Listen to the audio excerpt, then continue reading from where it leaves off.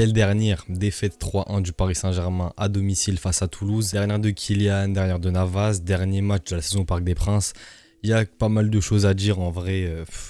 Footballistiquement parlant, il n'y a pas eu grand chose. D'ailleurs, je pense que le débrief, je vais pas vraiment m'éterniser sur le contenu du match. Ceux qui ont vu le match, vous avez passé une soirée compliquée, une soirée ennuyante. C'est là, faut dire la vérité. Aujourd'hui, Paris a fait un non-match. Sur Canal, ils ont dit oui, Toulouse était bon. Toulouse était bon, mais Paris a fait un non-match. Techniquement, très très juste. Il n'y avait pas trop d'envie, tu vois, qu'il n'y avait pas d'automatisme parce que c'était un 11 très spécial ce soir qui nous a concocté Luis Enrique. Un match très ennuyant dans l'ensemble. Ceux qui n'ont pas vu le match, en vrai de vrai, vous n'avez rien raté, si ce n'est le dernier but de Kylian au Parc des Princes. Moi, j'ai envie de parler de tout ce qu'il y a autour en fait. Déjà, on va parler de l'avant-match. L'avant-match avec les ultras qui ont fait un tifo pour Kylian. Ceux qui ont vu sur Twitter l'extrait des 10 secondes ou de 20 secondes où il y a un ultra tout simplement qui prend le micro et qui littéralement insulte un petit de 10 ans pour le départ de Kylian. Ok, moi-même je l'ai dit, Kylian part en tant que légende du club. Il m'a foutu la rage plus d'une fois. Bon, je vais pas revenir sur tout ce que j'ai dit. J'ai fait une vidéo dédiée spécialement pour ça. Mais en gros, Kylian, merci pour tout. Mais on n'oubliera pas qu'il y a eu des grosses crasses de son côté et pas plus tard que cette saison. Moi, je m'en souviens encore de Monaco, je m'en souviens encore de pas mal de choses cette saison. On parle de Monaco qu'on a joué chez eux, le coup du téléphone et tout ça. Bref, Kylian est loin d'être exempt de tout reproche. T'insultes un petit, je crois il avait 10 ans le petit, un truc comme ça.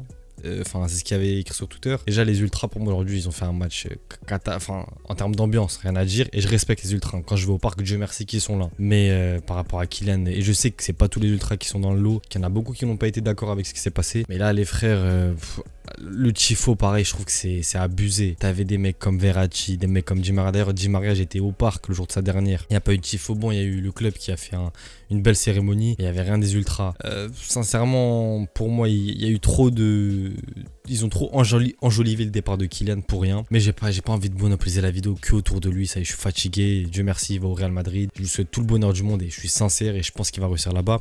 Mais bref, aujourd'hui, parlons du match. Le 11 de Luis Enrique, c'était une équipe B. Et avec qui, comme les titulaires, il y avait juste Kylian ainsi que Bradley Barcola. Sinon tout le reste c'était des joueurs qui ne jouaient plus. On va pas se mentir, aujourd'hui Enrique il a mis le 11 du mercato. Je vais m'expliquer. Aujourd'hui, à part peut-être Barcola, Lee et Arnaud Tenas, pour moi c'est le 11 du mercato. T'as Kylian qui va partir, Asensio, Ugarte, Soler, Skriniar, Pereira, Mukiele. Bon, Zague je le mets pas dedans, mais pour moi c'est des mecs qui vont partir, enfin qui seront en tout cas sur la liste des indésirables cet été. Ugarte, je vais en parler un petit peu après parce que je sais que les gens vont dire que je vais vendre Ugarte. Non, c'est juste que j'ai vu que selon certains insiders, Ugarte serait sur le départ, enfin que Luis Enrique n'en voudrait plus. Mais en vrai tu peux pas parler d'un match où t'es champion, tu prends 3-1 à la maison, c'est toujours chiant. Mais aujourd'hui c'était le 11 du mercato, faut dire la vérité. Maintenant bon, du coup j'ai parlé d'Ugarte qui a été titularisé dans, comme j'ai dit, le 11 du mercato parce que je pense qu'il sera sur la liste des transferts cet été. Alors je vais donner mon point de vue. Pour moi, Ugarte, ça serait assez bête de le laisser partir cet été, mais sincèrement, si Luis Enrique n'apprécie pas le joueur, et comme j'ai dit, j'ai vu certains insiders parler de ça justement, des gars comme Ugarte, des gars comme Gonzalo Ramos également, pour moi, si Enrique ne compte pas sur eux, pourquoi les garder sincèrement? Déjà, pour eux, ils vont faire du surplace dans leur carrière. Pour nous, supporters, ok, ça peut être un petit peu chiant, les mecs, au bout d'une saison, tu restes pas sur ta fin, enfin tu restes sur ta fin justement, mais pour moi, si le coach ne compte pas sur eux, autant les laisser partir, même si Ugarte, sincèrement, il est loin d'être parfait, mais le mec est jeune, je pense qu'il a encore une marge de progression assez significative, et le voir partir, je serais pas triste, je vais pas mentir, mais voilà, s'il pète ailleurs, on l'aura un petit peu à l'envers, quoi. Maintenant, s'il doit partir parce que le coach ne compte pas sur lui, il y a d'autres profils en vue, moi je fais confiance à Luis Enrique à 100%. Sinon, dans le jeu, pour moi, les seuls qui ont gagné des points aujourd'hui, c'est Kangin Lee, Arnaud Tenas. Ugarte fait plutôt un bon match d'ailleurs aujourd'hui, il fait pas un match dégueulasse, même s'il y a une grosse perte de balles sur... Non, en fait, Ugarte, c'est son jeu de passe, sincèrement. Tu vois que balle au pied, et c'est pour ça que je pense que ça va pas le faire avec Luis Enrique. Au niveau des passes réussies, il a 89%, 56 sur 63. La vérité, j'ai du mal à le voir réussir sous Luis Enrique au Paris Saint-Germain en tant que titulaire. Peut-être un joueur de rotation, mais en tant que titulaire. Et je n'ai rien contre le joueur, je dis juste que à comment Luis Enrique joue, ce qu'il attend de ses joueurs, j'ai du mal avec Ugarte. Le Asensio, pour moi, aujourd'hui, il gagne pas des points. Soler, Dieu merci, lui c'est sa dernière, un bon vent solaire. Celui qui perd des points, par contre, je trouve aujourd'hui, c'est Bradley Barcola. Sincèrement, bon, je vais pas lui tomber dessus. Comme j'ai dit, dernier match de la saison au parc, il y a tout ce qu'il y a eu. Il fait un match, peut-être l'un de ses pires matchs de la saison. Je n'ai pas le souvenir d'un Bradley Barcola aussi mauvais au Paris Saint-Germain depuis qu'il est arrivé. Et maintenant, c'est voilà. Là, on a un exemple typique. Barcola. J'en parlais en plus dans mes dernières vidéos mercato sur TikTok là, où je parlais de Bakayoko, ça me disait que je voulais sauter Barcola, ça n'a rien à voir déjà Bakayoko j'ai à droite, mais aujourd'hui Barcola, quand tu vois ça, maintenant dites-moi, vous pensez sincèrement qu'on peut compter toute une saison sur Bradley Barcola, seul titulaire indiscutable à gauche? Le joueur, je le kiffe.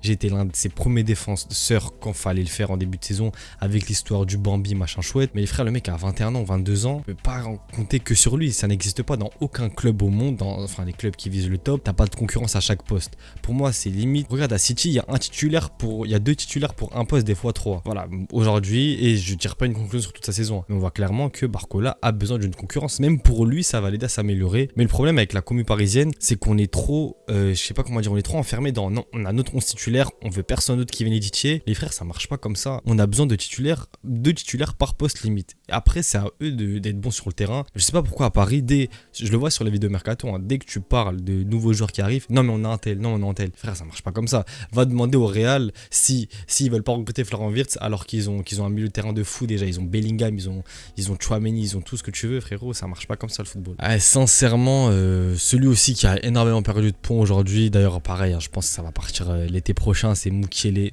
T'avais l'impression qu'il joue en babouche le mec aujourd'hui, très compliqué pour lui. Toute la défense Skriniar, pareil, hein, je prie pour qu'un club d'Arabie Saoudite vienne poser même 20-30 millions et qu'il le prenne.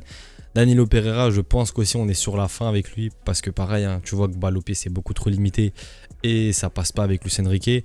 Bah, comme j'ai dit, Luis Enrique pour moi aujourd'hui nous a montré les joueurs qui ne voulaient plus la saison prochaine au Paris Saint-Germain, sauf Lee, à l'instar de Lee, Zagué et Tenas, et je crois que c'est tout, ouais, et Barcola. Sinon le reste c'est next. Bon, le débrief a été assez court, parce qu'en même temps il n'y a pas grand chose à dire quand même, respect aux Toulousains qui ont fait leur match.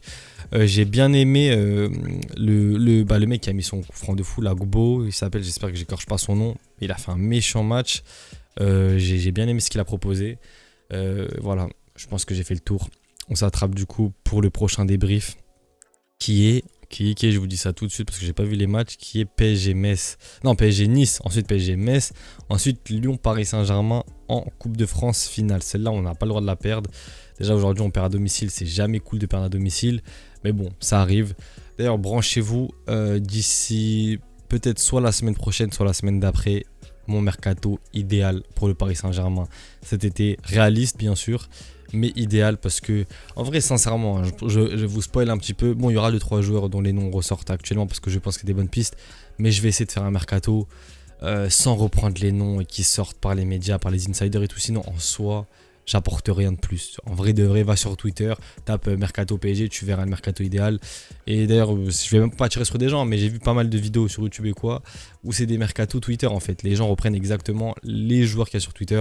Moi, je vais pas dire que je vais prendre aucun joueur, parce que c'est un mercato réaliste et idéal en même temps. Donc, il faut que je prenne 2-3 joueurs qui sont cités. Et donc, je pense que ça va apporter une vraie plus-value au club. Mais branchez-vous, je vais essayer de trouver des petits noms qui sortent pas et qui pourraient être bien au PSG. Du coup, on se retrouve pour une prochaine vidéo. À plus les mecs.